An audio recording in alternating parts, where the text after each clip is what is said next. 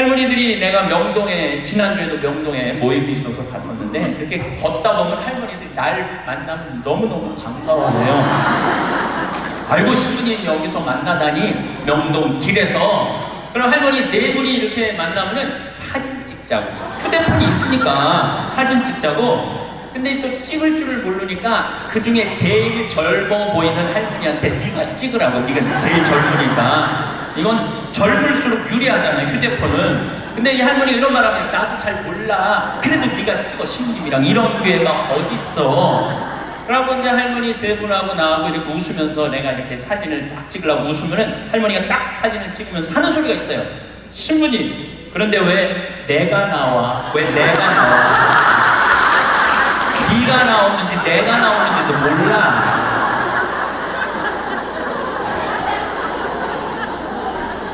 요즘 애들은 태어나면서부터 어떻게 태어나는 줄 아세요? 이러면서 태어나요. 이러면서 태어나면서 요즘 애들은. 그런데 1살, 2살도 그걸 보는데 지금 60대 넘어서는 할머니들은 지금 세상이 어떻게 돌아가고 있는지 모르는 거예요. 시카고 대학에서 상담 심리 박사학위를 딴 신부님을 보내주셨어요. 이 신부님은 8시부터 9시까지 무슨 프로그램을 하느냐면 별별 이야기를 해요. 별별 이야기를 다 해보자 이거야. 별별 이야기를. 그래서 이제 뭐 마음이 답답한 분들이 원두막에 모닥불 펴놓고 이야기를, 원래는 1시간 하는데 대개 2시간에서 2시간 반 한대요. 근데 할머니 한 분이 별별 이야기를 하는데 이 할머니 하는 말이 그 신부님한테, 신부님 나는 일생 남 피해 준 적도 없고 죄 진 적도 없고 신앙생활 열심히 했다는 거예요. 난 정말 부끄럽지 않게 살았는데 며느리가 어느 날 갑자기 자기를 보더니 야인년아 그러더래요. 야인년아. 난 내가 무슨 죄를 졌다고 며느리한테 그 소리를 들어야 되느냐고. 난 억울해 죽겠다고 1시간 반을 하소연을 하더래요. 내가 그 얘기를 듣고 우리 상담 소장님한테 그랬어요. 그 할머니가 정말로 모르는 게 하나 있다. 그 할머니가 정말로 잘못한 거는 안 죽고 오래 사는 게 잘못한 거다.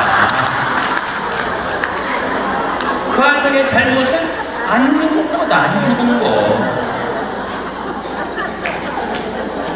옛날에는 집안에 그 장수하는 어르신이 있으면 집안에 가문의 자랑이었어요.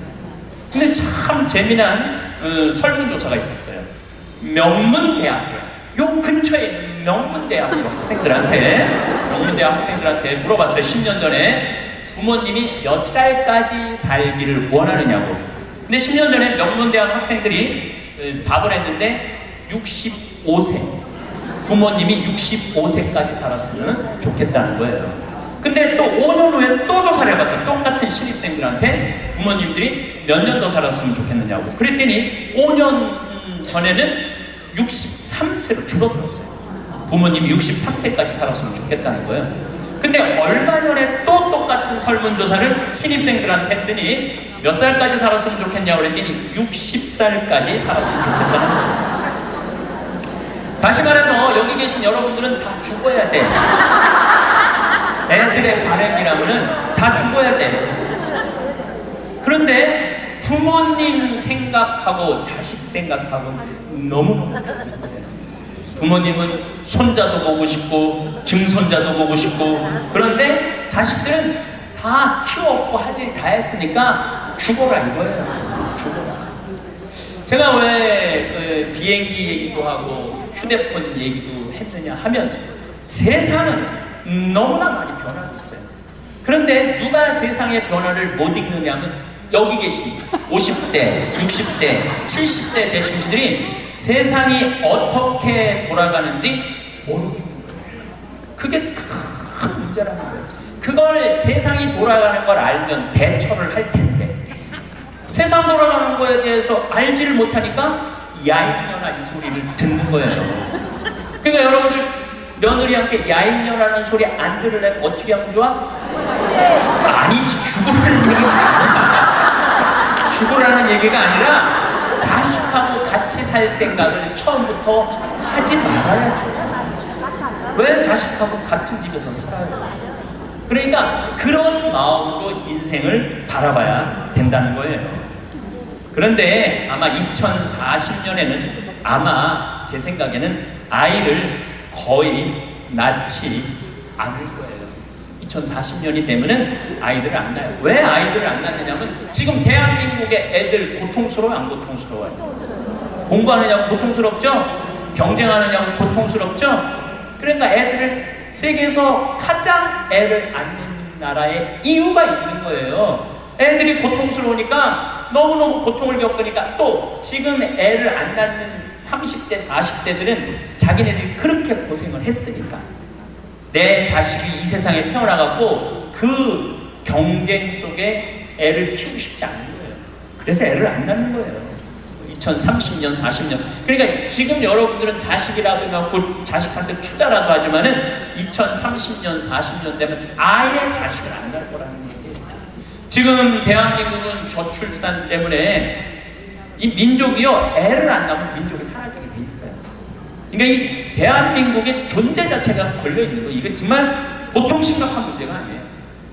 그러니까 애를 많이 낳는 유일한 방법은 국가에서 대학까지 등록금을 대주는 거예요.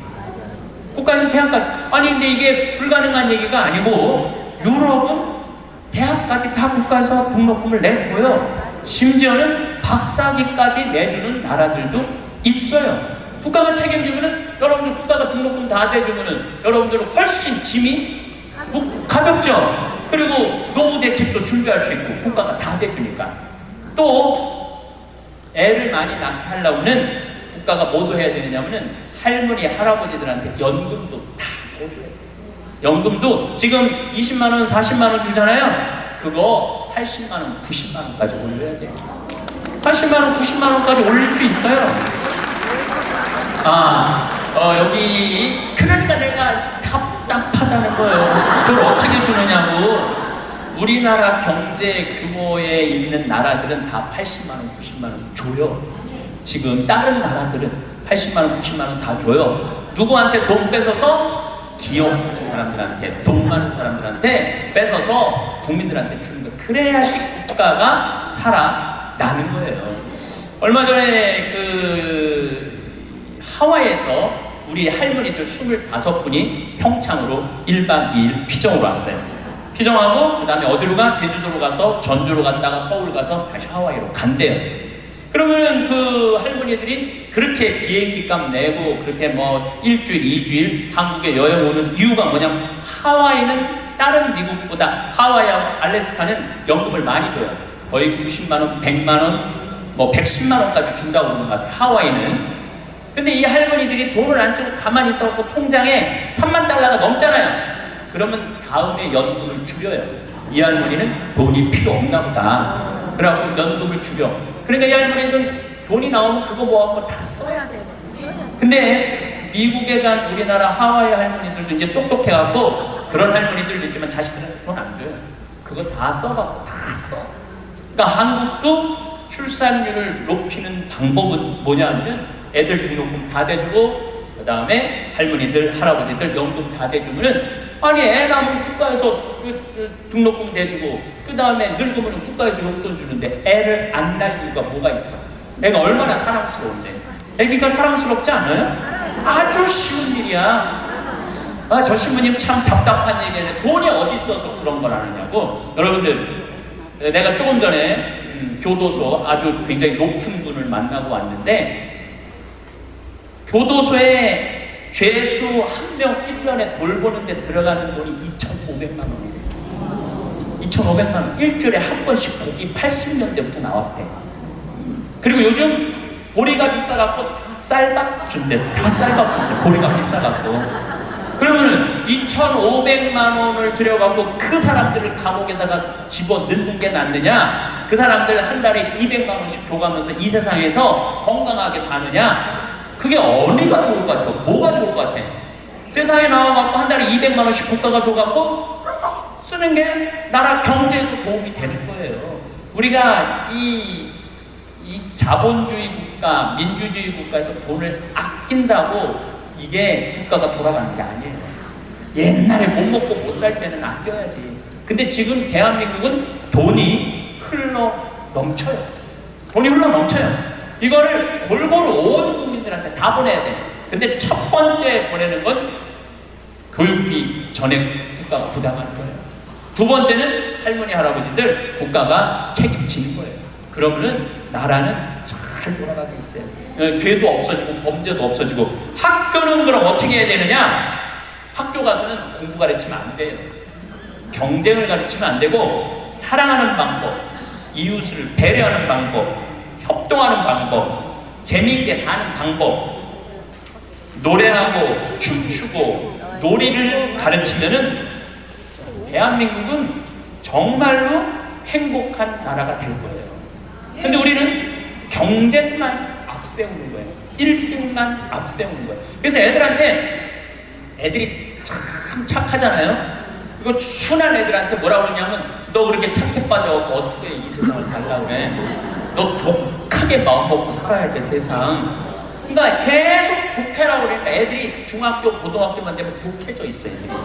독해져 있어요. 이게 지금 대한민국이 뭐가 잘못된 거죠. 이제 앞으로 20년, 30년 후에는 우리가 굳이 공장에 가서 일하지 않아도 돼요. 왜냐하면 누가 다 할 거냐면 로봇가 다 해요. 그러면은 앞으로 20년, 30년 후에 대한민국이 행복하려면 어떻게 해야 되냐면, 국민들이 뭐에 정통해야 되냐면 인문학에 정통해야 돼요. 인문학이라는 건 뭐냐면은 인간의 가치는 뭐고, 어떻게 살아야 되고, 어떻게 잘 죽어야 되고, 그 높은 정신적인 수준이 있으면은 서로 나누고 사는데 별 문제가 없다는 거예요. 앞으로는 컴퓨터가 우리 반 이상을 해요. 우리 살아가는 거 반 이상은 컴퓨터가 해요. 지난번에 알파고하고 우리 이세돌하고 바둑둔 거 아시죠? 네. 4승 1패. 알파고가 4승 1패 했어요. 이세돌이 1승을 했어. 유일한 1승이에요. 커제는 세계 바둑 1위 커제는 3전 3패.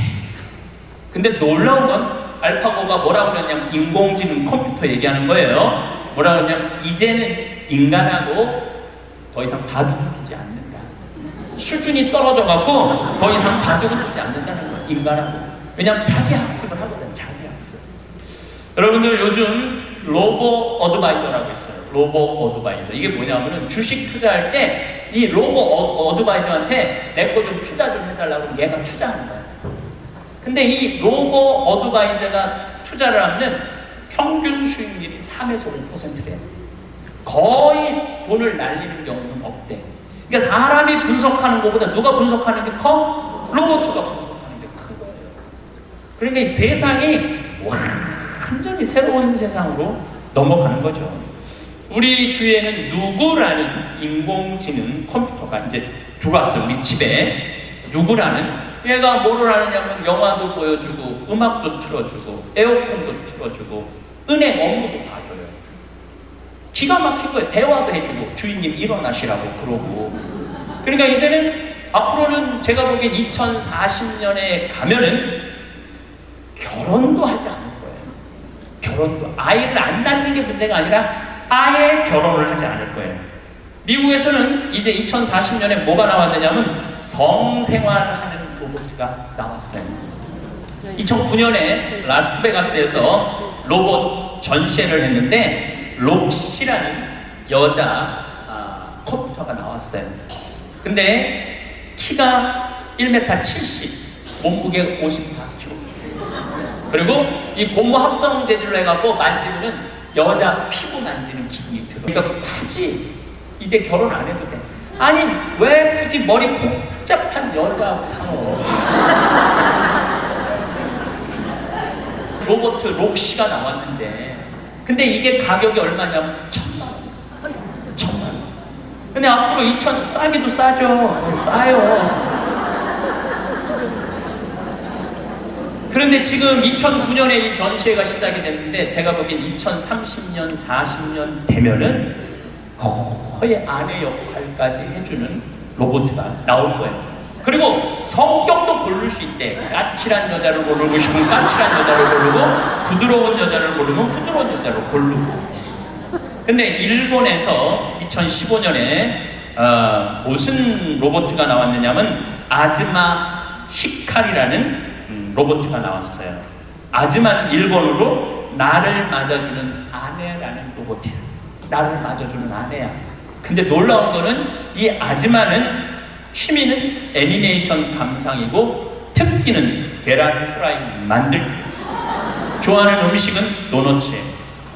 벌레를 매우 두려워하지만 열심히 일하는 사람을 위해서는 무엇이든지 도와주는 영웅의 여자예요. 이 여자는 아침에 여보 일어나요. 출근해야죠. 남편을 깨워요.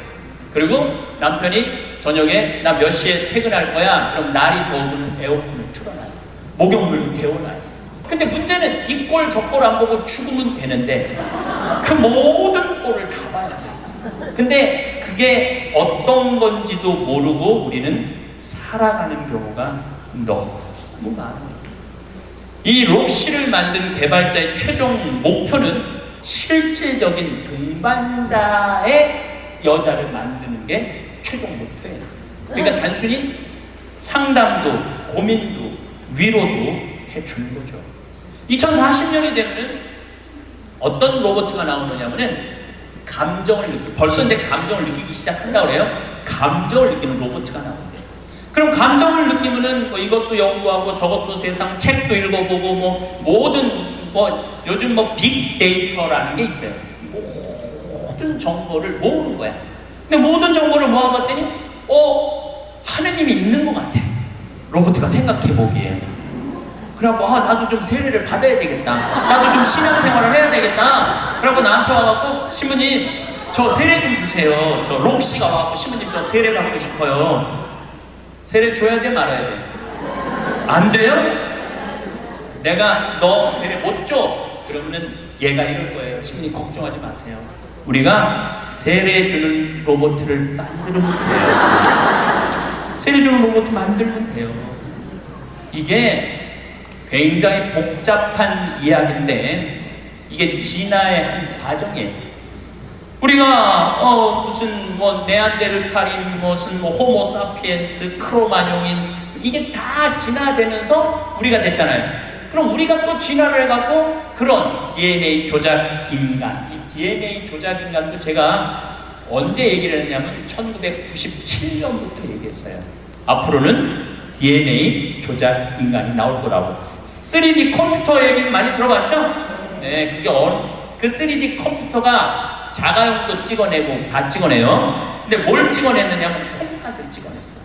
콩팥을 찍어내갖고 콩팥 상한 10대 소년한테 그 콩팥을 집어넣어줬어요. 완전히 바꿔준 거죠. 콩팥을 3D 컴퓨터로. 근데 걔는 지금 거의 20살이 됐는데 레슬링 선수가 돼 있어요. 그 옛날에 뭐 장기 바꾼다 막 그랬잖아요. 그게 이제 벌써 우리 앞에 와 있는 거죠. 제가 너무 앞서 나가는 것 같지만 지구를 3일 만에 한 바퀴 도는 세상에 우리가 살고 있어요. 지금은 4차 산업의 시대라고 그래요. 4차 산업의 시대. 1차 산업은 뭐냐면은 증기기관, 와트가 실린더 증기 막 보일러 막 끓여갖고 증기가 해갖고 실린더 피스톤 왔다 갔다 해갖고 증기기관. 그래서 증기기관 배, 증기기관 기차 이런 거 생긴 게 1차 산업이에요. 2차 산업은 에디슨이 전기를 발명했어요. 전기. 그래갖고 지금 이게 다 전기의 혜택 아니에요. 지금 우리가 전기 없으면은 한순간도 못 살 거예요. 여러분들 냉장고, 밥하는 거, 뭐 뭐든지 세탁기 다 뭘로 돌려? 전기로 돌려요. 그런데 1980년대부터 본격적으로 이제는 누구의 시대가 왔느냐면 컴퓨터 시대가 왔어요. 거기에 혁신적인 사람이 벌써 죽었지만 스티브 잡스라는 사람이에요. 이제는 컴퓨터가 이제 끝나갖고 인공지능이 와갖고 이제는 4차 산업의 시대로 접어들고 있어요. 4차 산업. 4차 산업의 시대는 우리 인간하고 DNA 조작 인간하고 그 다음에 인공지능 인간하고 공유하는 세상이 온다는 거예요. 공유하는 세상이, 완전히 새로운 세상이 펼쳐지죠. 세상이 어떻게 돌아가며 어떻게 살 것인가 확실한 가치관이 서 있지 않는 한 그냥 어벙어벙하고 살다가 죽는 거예요. 그러니까 내가 이 복잡한 세상을 조금이라도 들여봐야 되겠구나 하고 공부를 하는 사람들이 많다는 거예요. 그 며칠 전에 이 동창신부 25주년이라 미사 같이 봉헌을 했어요. 내가 너무너무 사랑하는 동창신부라 분당에 가고, 근데 또 뭐 같은 신부님이 와갖고 얘기를 하는데, 자기가 오스트리아 대사가 자기를 초청해갖고 오스트리아를 갔는데 아주 시골을 갔대요. 근데 할머니 6이서 커피를 이렇게 찻집에서 놓고 토론을 하는데 너무너무 진지하게 토론을 하더래. 근데 뭐 말을 못 알아들으니까 그 대사한테 물어봤대요. 저 지금 무슨 토론하는 거냐고. 할머니 한 분은 철학가의 얘기를 하고, 한 할머니는 음악에 대해서 얘기하고, 한 할머니는 미술에 대해서 얘기하고, 한 할머니는 지금 이 세상에 돌아가는 정치 얘기를 토론을 몇 시간씩 하고 앉아있기 때문에. 근데 그거는 저는 뭐 유럽을 다닐 때도 그렇고 미국을 다닐 때도 그렇게 할머니 할아버지들이 토론하는 모습을 많이 봐요. 또 자식 손자들한테도 그 깊은 얘기를 해줘요. 근데 대한민국의 할머니들을 이렇게 가만히 생각해 보면은 그렇게 토론을 할 수 있는 할머니들이 얼마나 있을까? 이거 물어보고 싶어요. 이제 그냥 밥 먹고 살고 밥 먹고 사는 세상은 지났어요. 이제 여러분들은 텔레비에서 말하는 인문학은 그 젊은 사람들 게 아니고 배운 사람들 게 아니야. 바로 여기 계신 여러분들 거예요. 그래서 인문학 강의. 근데 사실 여기 오신 분들은 아무 문제가 없어. 강의 들으러 여기 왔잖아요. 이 긴 시간 뭔가 듣는 여러분들은 정신이 깨져. 정신이 깨요. 근데 듣지도 않고 변화에 대해서 들여다보지 않는 분들은 참 답답한 거예요. 그 시대는 변하는데 나만 안 변해. 그 시대는 변하는데 나만 안 변하는 사람들을 내가 이번에 미국 가서 보고 왔어요. 미국에 가보니까 70년대 이민 간 분들은 70년대 한국만 생각해요. 80년대 이민 간 분들은 80년대 한국만 생각해요.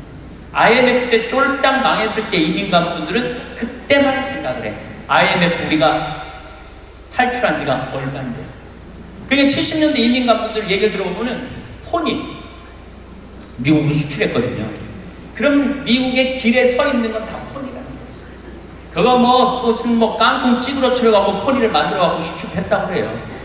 그러니까 자기는 한국 차 안 산다는 거예요. 근데 폰이 만든 지가 언제인데 아직 폰이 있네. 한국에 폰이도 없는데. 한국의 요즘 제노시스는 미국 평가에 거의 1위를 참 많이 해요. 그리고 많이 팔리고. 그리고 내가 우리나라 차들을 타보면요, 벤츠, BMW 부럽지 않아요. 정말로 차 잘 만들어요. 그런데 70년대 생각만 하는 거예요. 들여다보면 기회가 없으니까. 한국에 30년 동안 안 와봤으니까 그때 이거 하는 거예요. 또 이번에 시카고 강의를 갔는데 시카고는 눈이 많이 온대요. 근데 이 시카고는 눈이 오면은 눈 떨어지기 전에 제설차가 기다리고 있다가 눈이 떨어지면 다 친다. 내가 강원도 산다니까. 강원도는 제설차가 2대밖에 없지만은 우리는 눈 떨어지기 다 친다는 거예요. 그분은 80년대 이미 감독이에요. 제가 강원도 평창에서 살잖아요. 평창도 요즘 눈 떨어지기 전에 제설차 기다리고 있다가 떨어지기 전에 다 쳐요. 염화칼슘 뿌리고. 제가 12월 달에 매일 강의 나오잖아요. 거기 눈 많이 와요. 그러면은 새벽에 보면 다 눈 치는 소리가 들려요. 그러면은 운전하고 나오는 거예요. 그러니까 모르는 거지. 들여다보질 않았으니까. 그리고 자기가 옳다고 고집 주장을 피는 거죠.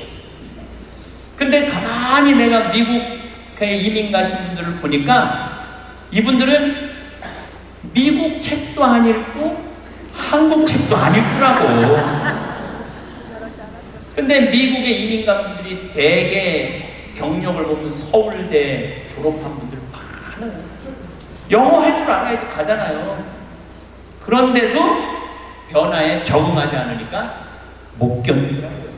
사람은요, 끝도 없이 공부를 해야 돼요.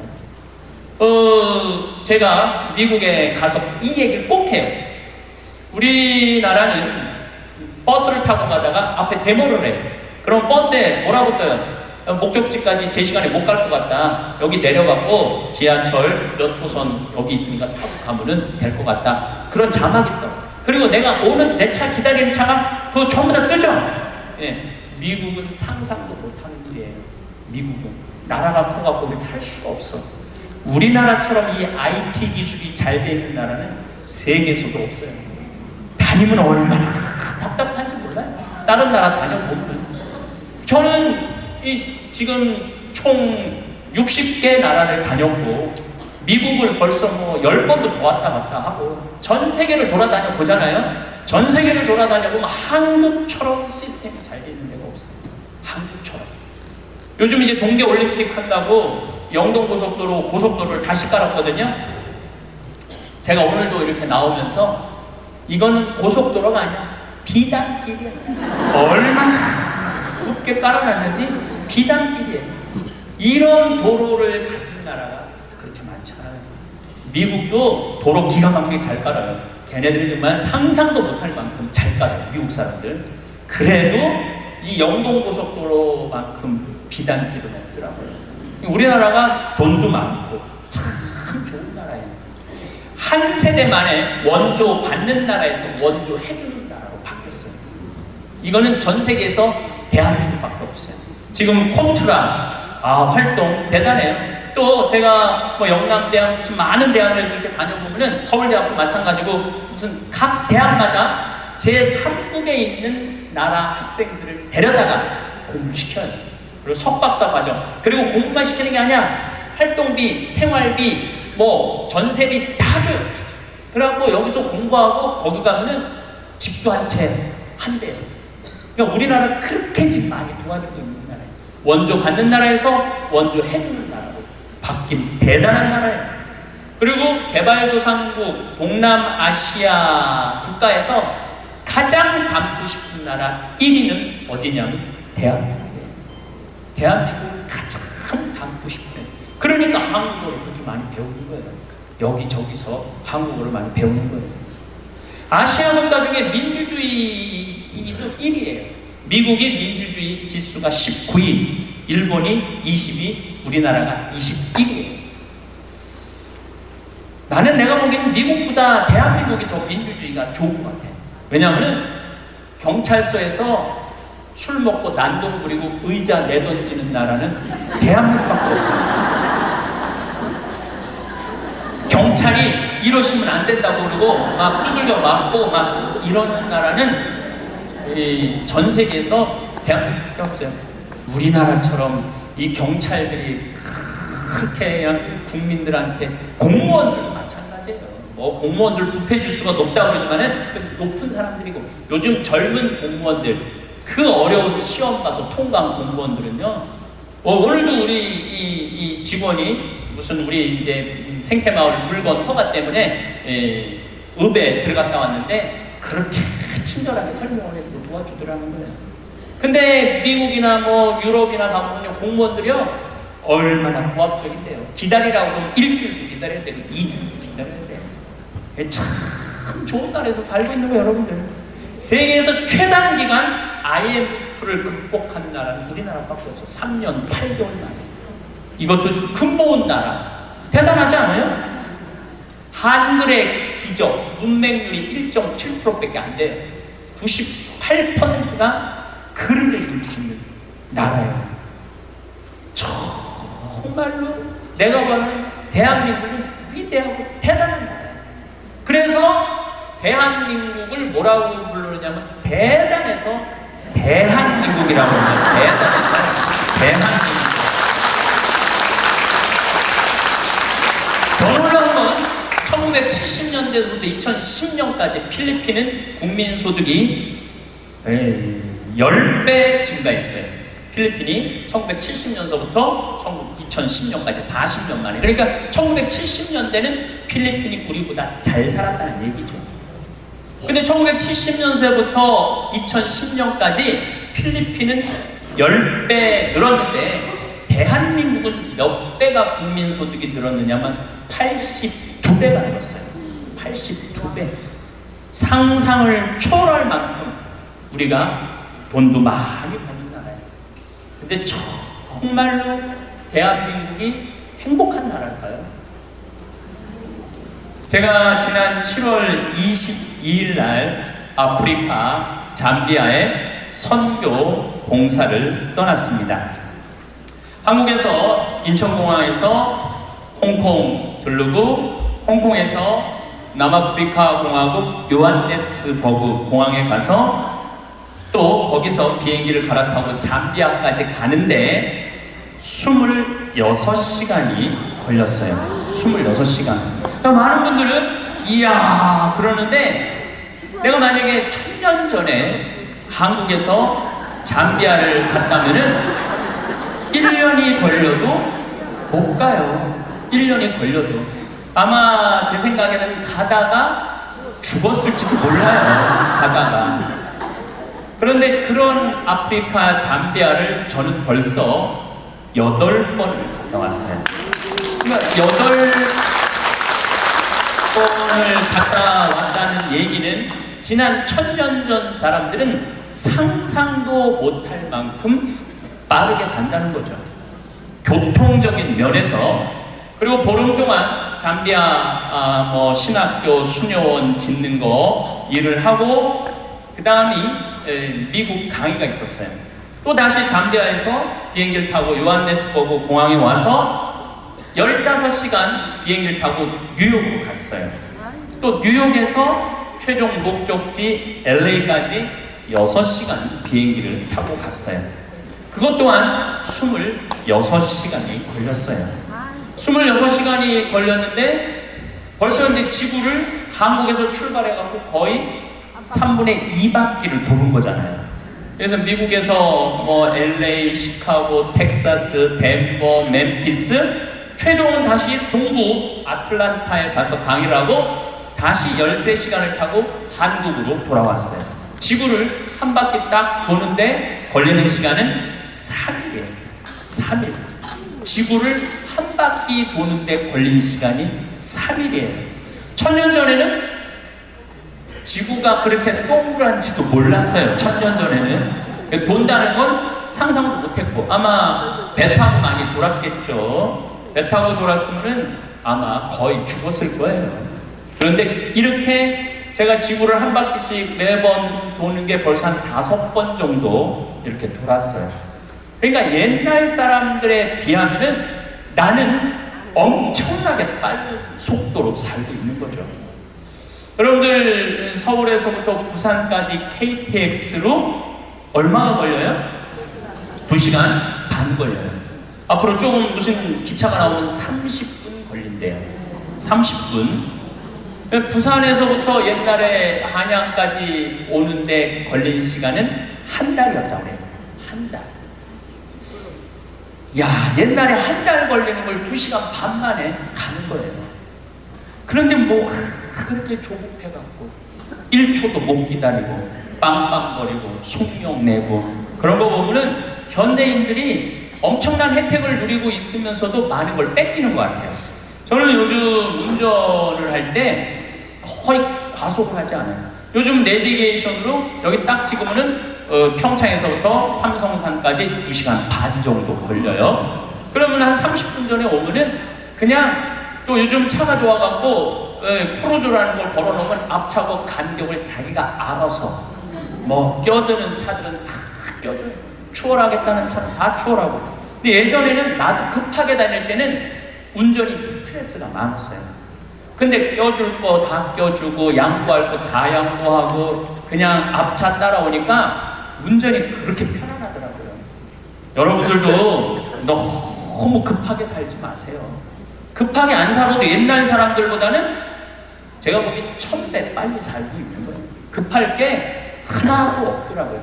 근데 교통보다 더 무서운 변화가 있어요. 교통보다 통신. 1960년대는 여러분들 집에 무슨 전화기가 있었죠? 돌리는 다이얼 전화기가 있었죠? 네. 1970년대 후반, 80년대 막 초에 들어서서는 뭐가 있는지 누르는 전화기가 나왔어요.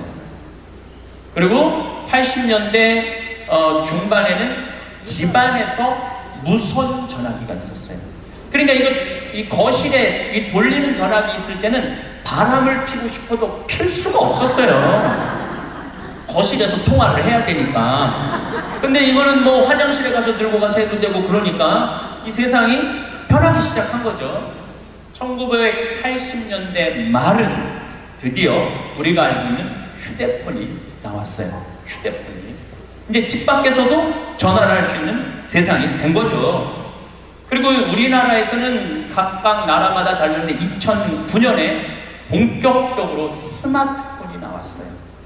그리고 갤럭시 1, 갤럭시 2, 갤럭시 3, 갤럭시 4, 5, 6, 7, 8까지 나왔어요. 근데 여기 계신 분들은 지금 스마트폰이 뭐고 휴대폰이 뭐고 갤럭시 1, 2, 3, 4, 5, 6, 7, 8을 구분할 수 있는 분들이 거의 없어요. 뭐가 뭔지 몰라. 전화기는 들고 있는데 뭐가 뭔지는 몰라요. 이 스마트폰 안에는 그래서 제가 오늘 특별히 휴대폰을 갖고 왔는데 저는 갤럭시 8 플러스예요. 이 안에는 모든 게 다 들어와 있어요. 이걸로 내 차 시동도 걸을 수 있고 이걸로 텔레비도 볼 수 있고 동영상도 볼 수 있고 음악도 들을 수 있고 인터넷도 할 수 있고 유튜브도 볼 수 있고 이게 못하는 게 없어요. 정말 못하는 게 요 조그만 거 안에 못하는 게 없어요. 1960년대 컴퓨터가 처음 나왔을 때 컴퓨터 미사일 궤적 계산하느냐고 컴퓨터를 썼어요. 그 컴퓨터 크기는 30톤이었어요. 30톤. 그러니까 이 앞에 앉아 계신 여러분들 그런데 그거보다도 이게 성능이 더 좋아요. 훨씬 더 좋은 세상에 살고 있어요. 1990년대는 세계 10대 기업 중에 일본이 8개를 차지했어요. 근데 2010년에는 세계 10대 기업 중에 일본은 하나도 없어요. 하나도. 지금은 삼성이 그래도 10대 기업에 들어가 있어요. 세계 10대. 지금은 구글, 애플, 페이스북, 아마존.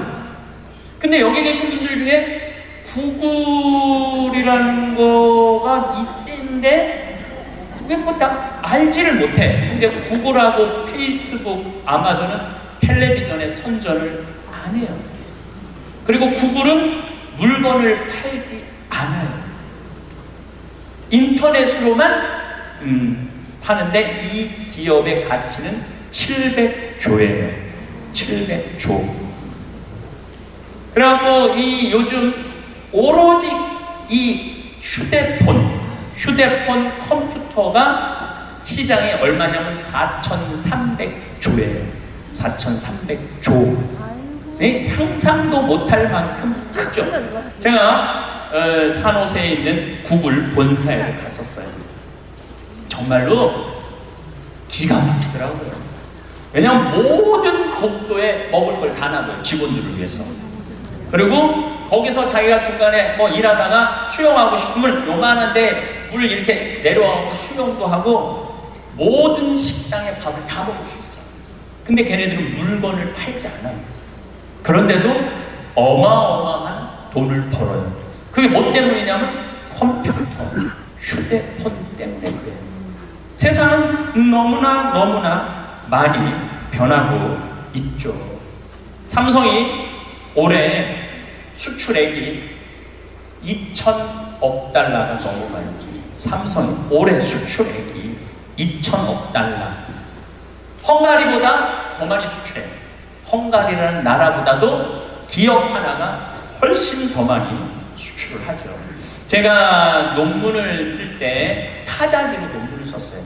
근데 딱 신고가 되니까 286 컴퓨터, 386 컴퓨터, 486 컴퓨터, 586 컴퓨터, 메가 컴퓨터, 기가 컴퓨터가 나왔어요.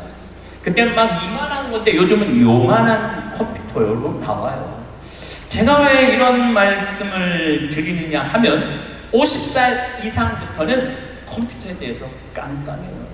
휴대폰에 대해서 깜깜해요. 세상은 컴퓨터, 휴대폰 세상으로 살아가고 있는데 여기 계신 분들은 깜깜이로 살아가는 거야. 깜깜이로 살아가는 거예요. 그런데 문제는 뭐 그런 거 있어도 무슨 문제야. 그냥 살면 되지. 그런데 깜깜한 상태로서 몇 년을 살아야 되느냐 하면은 50년을 더 살아야 깜깜한 상태에서 50년. 아침에 눈을 뜨면서 문득 이런 생각이 듭니다. 언제부터 세상이 이렇게 빨라졌을까요? 어제 같은데 벌써 오늘이고 이번 달이 시작된 것 같은데 벌써 달력을 넘기고 있습니다. 시간만 빠른 게 아닙니다. 우리 주변의 모든 것들이 눈, 칼 사이에 변해버리고 있어요. 얼마 전까지만 해도 멀리 사는 자식에게 안부를 묻기 위해서는 편지를 써야 했습니다. 정성스럽게 한자 한자 써내려가고 우표를 붙여 우체통에 넣으면 며칠 후에야 소식이 전해졌지요. 급한 일이 있으면 비싼 장거리 전화를 걸어야 했고 그마저도 집에 있을 때만 가능했습니다. 그런데 지금은 어떤가요? 손바닥만 한 작은 기계 하나로 언제 어디서든 얼굴을 보며 대화할 수 있습니다. 멀리 떨어진 손자가 첫걸음을 떼는 순간도 학교에서 상을 받는 모습도 실시간으로 볼 수 있게 되었어요. 이 작은 기계는 참으로 신기합니다. 전화만 되는 게 아니라 사진도 찍고 음악도 들을 수 있고 궁금한 것이 있으면 무엇이든 물어볼 수 있습니다. 예전에는 국어사전이나 백과사전을 뒤져야 했던 일들을 이제는 몇 초 만에 해결할 수 있지요.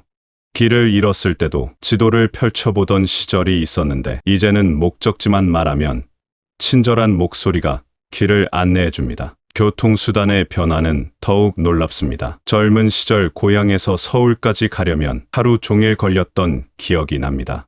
새벽 일찍 집을 나서서 버스를 갈아타고 기차를 타고 다시 버스를 타면서 해가 질 무렵에야 도착할 수 있었어요.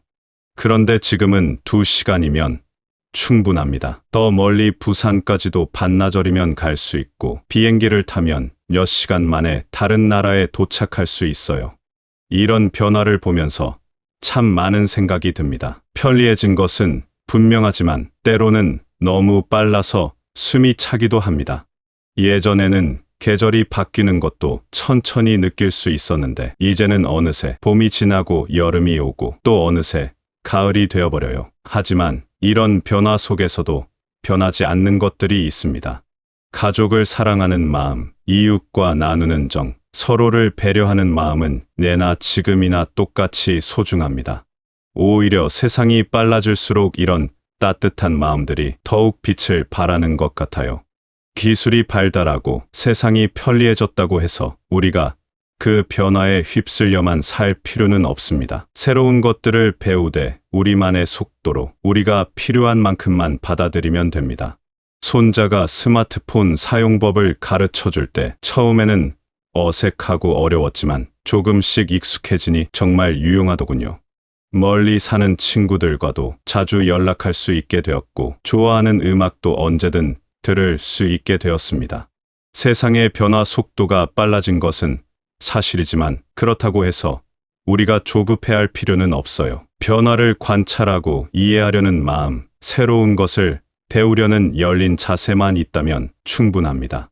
나이가 들었다고 해서 배움을 멈출 이유는 없으니까요. 오히려 오랜 경험과 지혜가 있기에 세상의 변화를 더 깊이 이해할 수 있을 것입니다.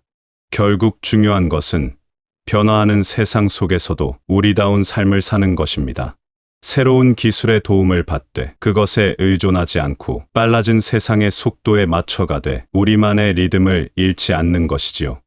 그런 균형 속에서 우리는 더욱 풍요롭고 의미 있는 삶을 살아갈 수 있을 것입니다. 세상이 빨라진 것만큼이나 우리 사회의 모습도 많이 달라졌습니다. 동네를 걸어보면 예전과는 사뭇 다른 풍경이 눈에 들어와요. 놀이터에서 뛰어노는 아이들의 웃음소리가 예전만큼 들리지 않고 대신 공원 벤치에는 또래 친구들과 담소를 나누는 분들이 더 많아졌습니다. 이것이 바로 우리가 살고 있는 시대의 모습이에요. 아이들이 줄어들고 있다는 이야기를 뉴스에서 자주 듣게 됩니다. 예전에는 한 집에 자녀가 셋, 넷은 기본이었는데 이제는 하나 낳기도 어려워하는 젊은 부부들이 많아졌어요. 물론 그들을 탓할 수는 없습니다. 집값은 하늘 높은 줄 모르고 치솟고 아이 하나 키우는데 드는 비용도 만만치 않으니까요. 좋은 교육을 시키려면 더 많은 돈이 필요하고 맞벌이를 해야 하는 상황에서 아이를 돌봐줄 사람을 찾기도 쉽지 않습니다. 그러다 보니 자연스럽게 우리 같은 나이든 사람들의 비중이 높아지고 있어요. 이것을 좋지 않은 일로만 보는 시각도 있지만 저는 조금 다르게 생각합니다.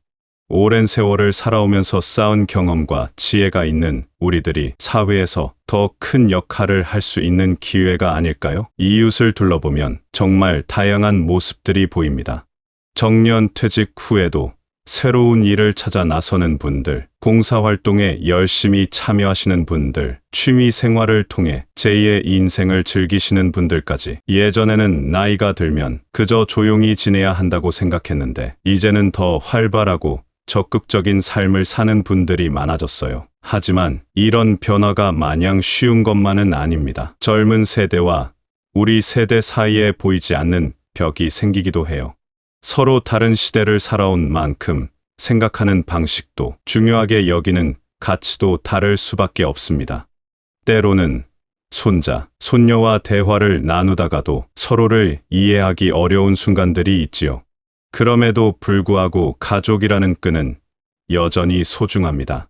형태는 달라졌을지 몰라도 서로를 아끼는 마음은 변하지 않았어요. 예전처럼 대가족이 한 집에서 사는 경우는 드물어졌지만 그 대신 각자의 공간을 존중하면서도 필요할 때는 서로 도움을 주고받는 새로운 가족 문화가 생겨나고 있습니다.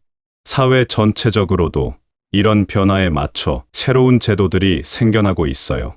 아이를 키우는 부모들을 돕기 위한 지원책들, 우리 같은 나이든 사람들이 건강하고 보람된 삶을 살 수 있도록 하는 프로그램들이 점점 늘어나고 있습니다.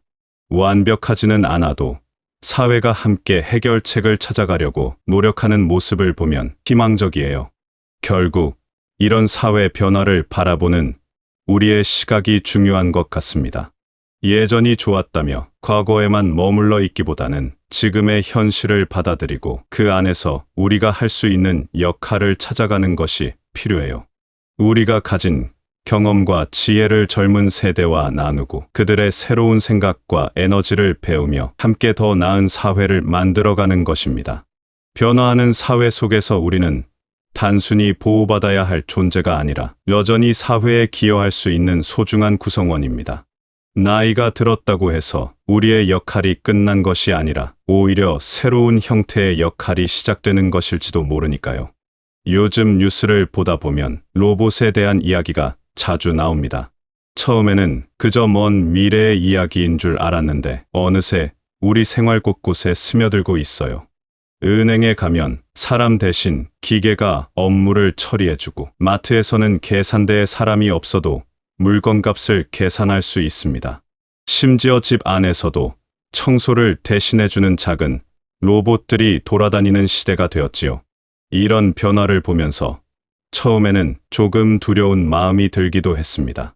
기계가 사람의 일을 대신한다면 그럼 사람들은 무엇을 하며 살아야 할까요? 일자리가 줄어들면 젊은 사람들은 어떻게 생계를 꾸려갈까요? 그런 걱정들이 머릿속을 스쳐 지나갔어요. 하지만 곰곰 생각해보니 기계가 할 수 있는 일과 사람만이 할 수 있는 일은 분명히 다르다는 것을 깨달았습니다.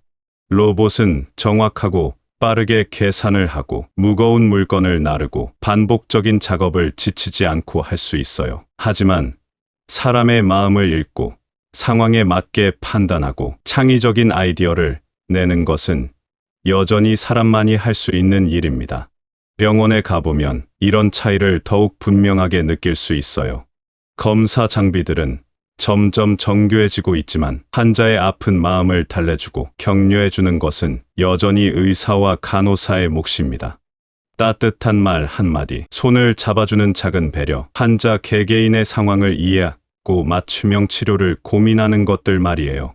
교육 현장도 비슷합니다. 아무리 뛰어난 학습 프로그램이 나와도 학생 한 명 한 명의 특성을 파악하고 힘들어할 때 격려해주고 꿈을 키워나갈 수 있도록 도움을 주는 것은 사람인 선생님만이 할 수 있는 일이지요. 지식을 전달하는 것 이상으로 인격을 기르고 정서적으로 성장할 수 있도록 돕는 역할은 결코 기계가 대신할 수 없습니다.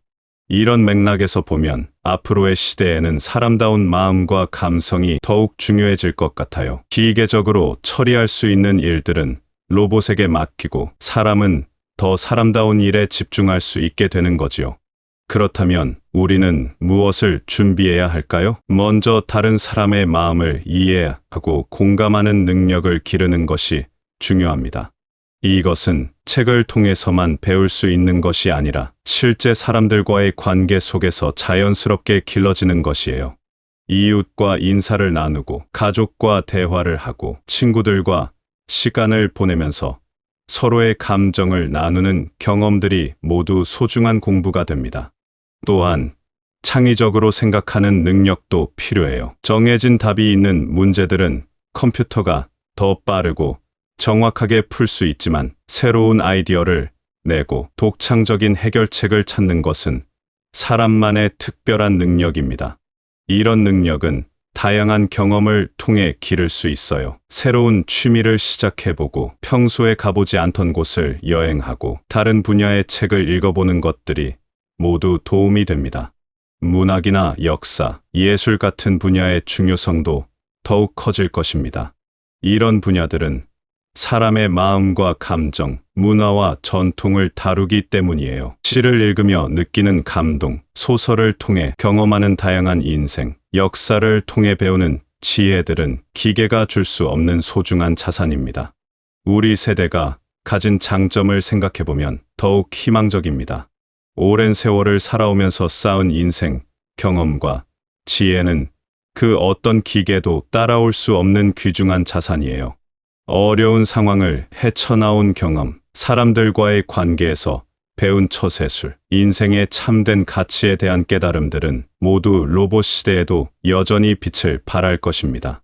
젊은 세대들이 새로운 기술을 빠르게 익히는 것처럼 우리도 우리만의 방식으로 변화에 적응해 나갈 수 있어요. 완전히 새로운 것을 배우기보다는 우리가 이미 가지고 있는 장점들을 더욱 발전시키고 그것을 젊은 세대와 나누는 것이 중요합니다.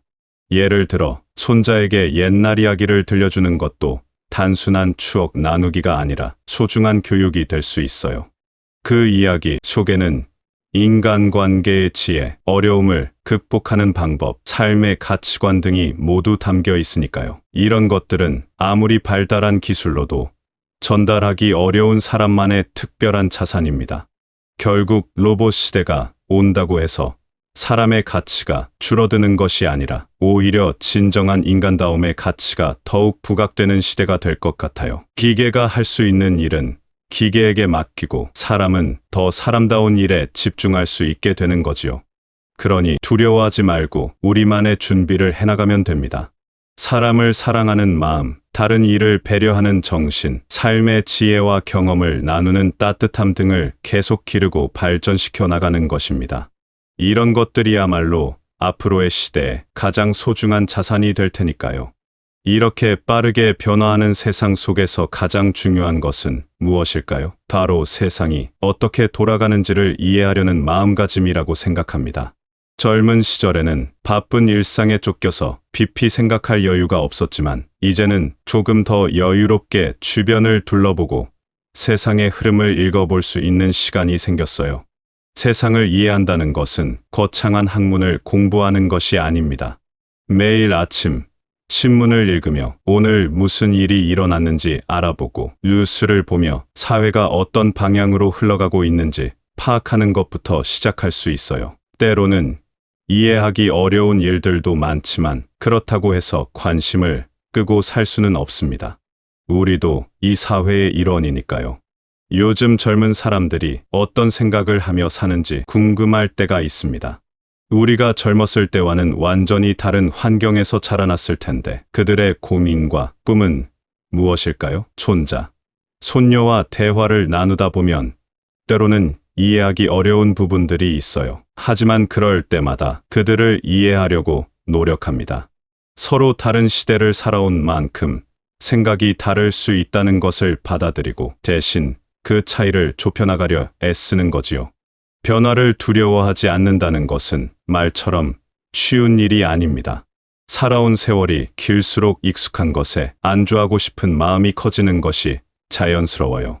하지만 변화를 완전히 거부하고 살 수는 없습니다.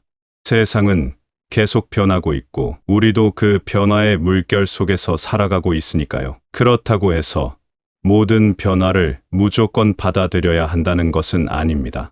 우리에게 도움이 되고 삶을 더 풍요롭게 만들어주는 변화는 적극적으로 받아들이되 그렇지 않은 것들은 적당한 거리를 두고 지켜볼 수도 있어요. 중요한 것은 변화에 대해 열린 마음을 갖는 것입니다. 예를 들어 스마트폰 사용법을 배우는 것도 처음에는 어려웠지만 익숙해지니 정말 편리했어요. 멀리 사는 가족들과 영상 통화를 하고 궁금한 것이 있으면 즉시 찾아볼 수 있고 길을 잃었을 때도 도움을 받을 수 있게 되었습니다. 물론 모든 기능을 다 알 필요는 없어요. 우리에게 필요한 것들만 골라서 배우면 됩니다. 배움에는 나이가 없다는 말이 있습니다. 정말 그런 것 같아요. 새로운 것을 배울 때마다 뇌가 활발해지는 느낌이 들고 세상을 보는 시각이 조금씩 넓어지는 것을 경험할 수 있습니다.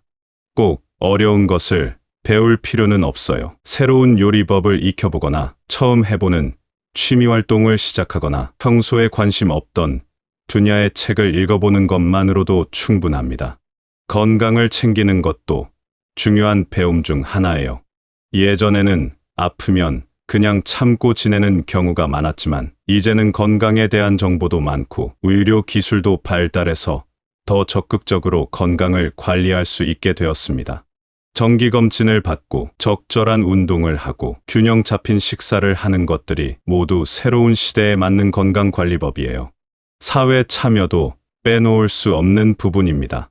선거가 있을 때 투표에 참여하는 것은 기본이고 지역사회의 크고 작은 일들에도 관심을 갖는 것이 좋아요. 우리가 살고 있는 동네가 어떻게 변화하고 있는지, 어떤 문제들이 있는지 알아두면 더 나은 해결책을 제시할 수도 있습니다. 봉사활동도 좋은 방법 중 하나입니다. 우리가 가진 경험과 시간을 다른 사람들을 위해 나누는 것이지요. 복지관에서 후배들에게 기술을 가르쳐 주거나 도서관에서 아이들에게 책을 읽어주거나 환경 정화 활동에 참여하는 것들이 모두 의미 있는 일들입니다. 가족과의 관계도 새롭게 정의해 나가야 할 부분이에요. 예전처럼 권위적인 관계보다는 서로를 존중하고 이해하는 관계로 발전시켜 나가는 것이 좋습니다. 자녀들의 선택을 인정해주고 손자, 손녀들과는 친구 같은 관계를 만들어가는 것이지요.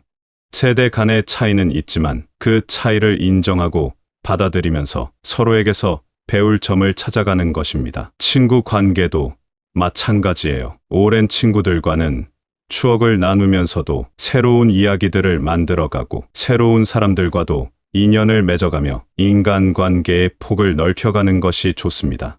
나이가 들었다고 해서 새로운 친구를 사귀지 못할 이유는 없으니까요. 무엇보다 중요한 것은 호기심을 잃지 않는 것입니다.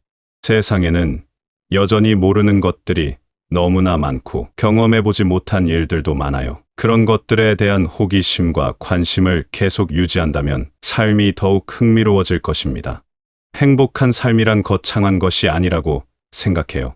매일매일 작은 기쁨들을 찾아가며 의미 있는 일들을 하며 사랑하는 사람들과 시간을 보내는 것이 진정한 행복이 아닐까요? 변화하는 세상 속에서도 이런 소소한 행복들을 놓치지 않고 살아간다면 그것만으로도 충분히 의미 있는 삶이라 할 수 있을 것입니다.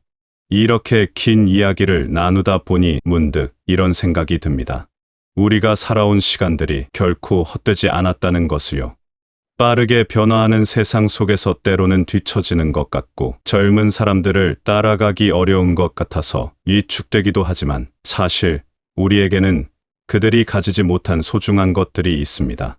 오랜 세월을 살아오면서 겪은 수많은 경험들, 그 속에서 얻은 지혜와 통찰, 사람에 대한 깊은 이해와 따뜻한 마음씨, 이 모든 것들이 바로 우리만의 특별한 자산이에요.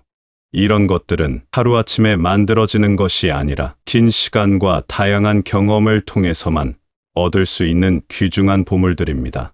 세상이 아무리 빨라져도 기술이 아무리 발달해도 사람의 마음을 읽고 위로해주는 것, 이 인생의 어려운 순간에 지혜로운 조언을 해주는 것, 따뜻한 사랑으로 가족을 돌보는 것은 여전히 우리가 가장 잘할 수 있는 일들입니다. 그러니 너무 조급해하지 마세요. 모든 것을 다 알아야 하고 모든 변화에 다 맞춰가야 한다는 부담을 가질 필요는 없어요. 우리는 우리만의 속도로 우리에게 필요한 것들을 하나씩 배워가면 됩니다.